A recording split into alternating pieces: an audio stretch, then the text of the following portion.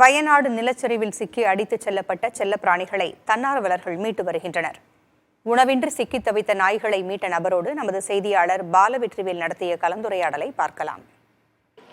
முண்டக்கை கிராமத்துல தான் நம்ம இருக்கிறோம்.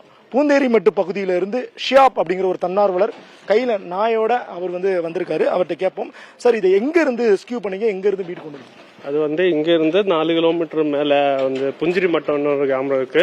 அங்கதானே இந்த இதாவது அங்க இருந்து எடுத்துட்டு வரேன். இதான் இது முதல்ல ஒன்னும் எடுத்து வந்துச்சு, ஒரு பிளாக் நாய்.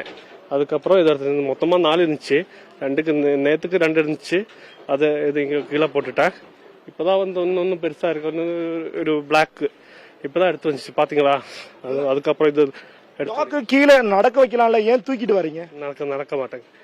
இதை வச்சுனா அது நடக்க முடியாது. அவ்வளோ சாப்பாடு எதாவது இல்லாம அவ்வளோ டயர்டா இருக்கு. இந்த மாதிரி அங்க பூந்தேரி மட்டை பொறுத்தவரையும் எந்த அளவுக்கு விலங்குகள்லாம் பாதிக்கப்பட்டிருக்குது? நிறைய பாதிக்கப்பட்டது. நிறைய வீட்டுல அங்க இருக்கா.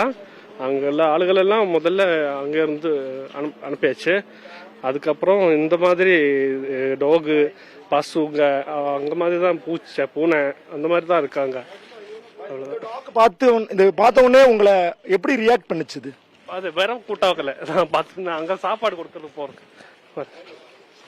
தொடர்ச்சியாக இது போன்ற தன்னார்வலர்கள் விலங்குகளையும் மனித உடல்களை தாண்டி விலங்குகளையும் அவர்கள் மீட்டு வர்றாங்க. அதை தான் இந்த முண்டக்கை பகுதியில் தொடர்ச்சியாக பார்க்க முடியுது.